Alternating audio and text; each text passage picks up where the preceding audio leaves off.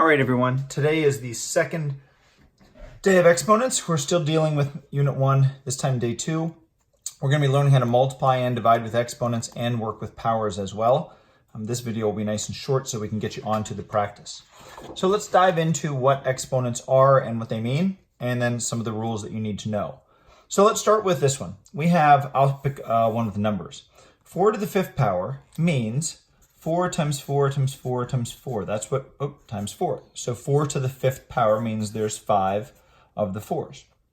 4 to the 27th power means 4 times 4 times 4. And I'm not going to write them all out, so I'm going to put 3 dots. And imagine that we continued out and we ultimately wrote 27 4s. And this multiplication symbol right here goes right here.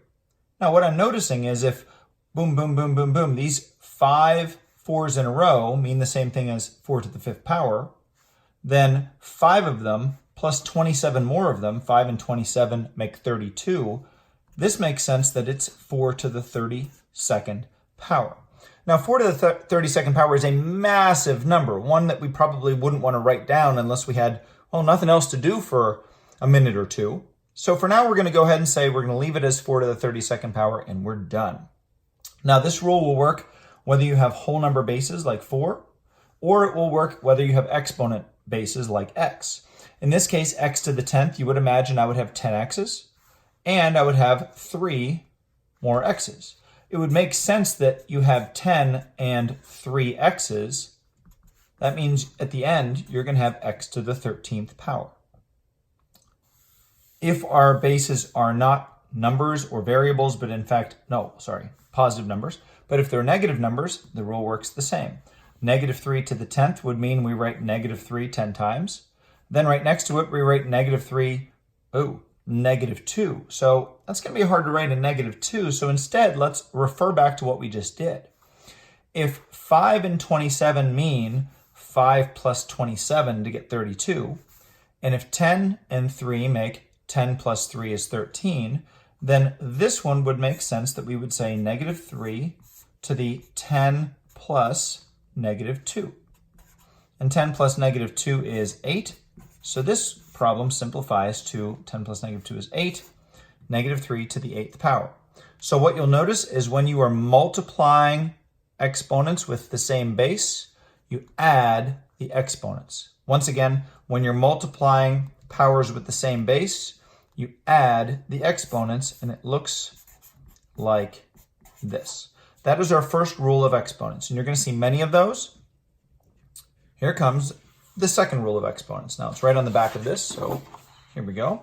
Now, the second rule of exponents deals with division. The first rule dealt with multiplication. The second rule is going to deal with division. Now, we're going to start out with a basic problem, 4 to the 3rd power divided by 4 to the 2nd power. 4 to the 3rd power, again, means 4 times 4 times 4. 4 to the 2nd power means 4 times 4. And from way back in the day, you learned with division that if you have the same number on top and on bottom in a product, you can cancel those out. Well, here I still have a same number on top and bottom, so I can cancel those out as well. And ultimately, what I have left is every time we cancel out, we replace it with a 1. So 1 times 4 ends up being 4. And 1 times 1 becomes 1, and that simplifies to 4. And what I notice is my exponents in this example seem to have dropped out. Let's find out if that happens with a different style question, because I think I see something here that I want you to observe. I think it could have had the same result if I had just done 3 minus 2. Look at that. 3 minus 2 would have produced a 1, and 4 to the 1st power is the same as 4. This is just a neater way to write it. So once again, what I think I just noticed is when I'm dividing exponents with the same base, I believe I can subtract my exponents. And in fact, before we do the two examples, let's go ahead and write the formal rule. When I'm dividing exponents with the same base, in this example, x and x, because we don't know what it stands for, I subtract the exponents, a minus b. I did make a little note here. To fully simplify does mean that we should have no negative exponents left over at the end. So we might have to make some changes as we go. Let's watch how that plays out. So here is an example of what I think we just observed. We have the same base of 8, and according to this, whatever my base is the base in the answer. So 8 and 8 would have an 8. And whatever goes on the top exponent goes first in my subtraction problem. So 5 comes here. And whatever's on the bottom goes after the minus sign. So minus and then -2. And because we studied how to subtract integers, this is still 8. 5 minus -2 is keep, change, flip. And that becomes a 7. And now I'm done at 8 to the 7th power. That is an application of this rule. Let's look one more time. Here's another example that you might see in Get More Math. I have a to the -10th, and I have an a with no number up here. The default number is just 1. You can write it in if it helps you, and you can just leave it off if you don't need that. But regardless, whether you write it or not, it is still there. So now we have this setup. Same basis of x or a. So that means the x, or in this case the a, is the base in my answer. The top exponent goes first. The bottom exponent goes second after a minus sign. So there comes my 1.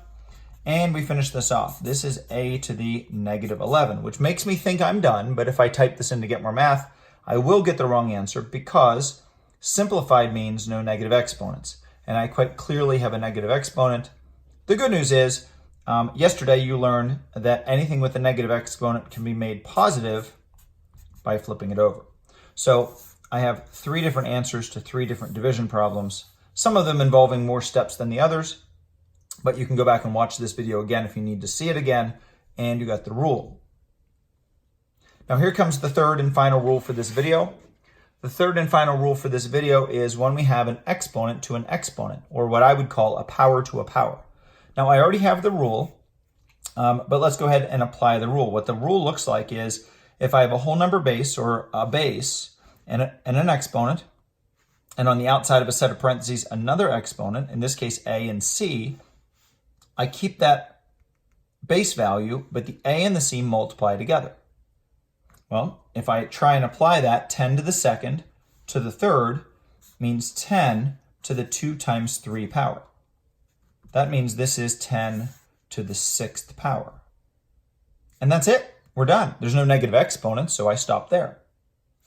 If I have multiple things going on, a 5 and an x, like I do here with an x and a y, these are both variables, and this is, of course, not the same exact scenario. But let's be clear on what we have here. In our original rule, the first base had an exponent. So our 5 has an invisible exponent. We normally don't write, but it's an invisible exponent of 1. It's there if you need to write it. And our second base needs an exponent as well. So there's none written here, so we'll make it a 1. And now we simply directly apply our formula. We keep the first base exactly the same. We multiply the base's exponent times the exponent on the outside. In this case, a and c. In this case, 1 and 2. 1 times 2 is 2. And now I have 5 to the 2nd power. Here comes the second piece.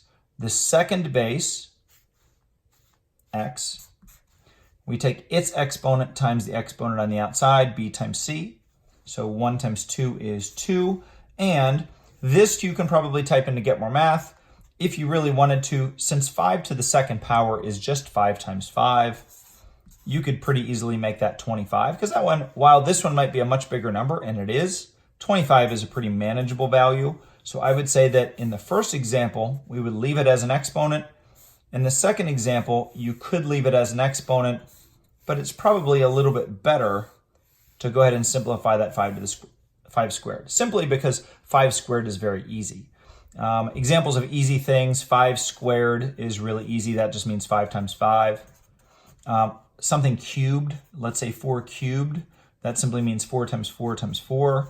That's 16 times 4 is 64. So if you have something squared or cubed that's to the 2nd or 3rd power, those are special names, squared or cubed, you normally multiply them out. If you have anything above that, you normally leave it alone.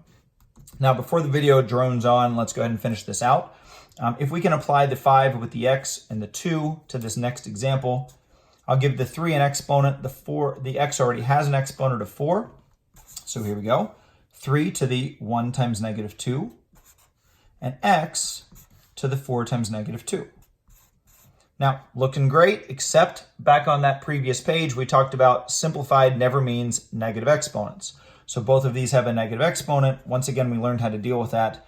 1 over 3 squared And this is 1 over x to the 8th. So you know what I can do? I can just do x to the 8th, just kind of like that.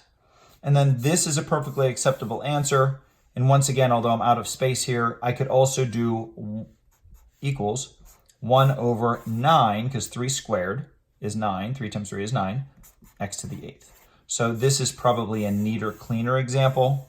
Again, it might depend on Get More Math and what they're asking for on which one they prefer. But let's not worry about that in our video. Let's finish it out. Here I have negative exponents on the base itself and outside. So same base. Negative 2 times negative 3 is positive 6. In this case, we're in luck because we have a positive 6, and we are done. And that is all you need to manage all of Unit 1, Day 2.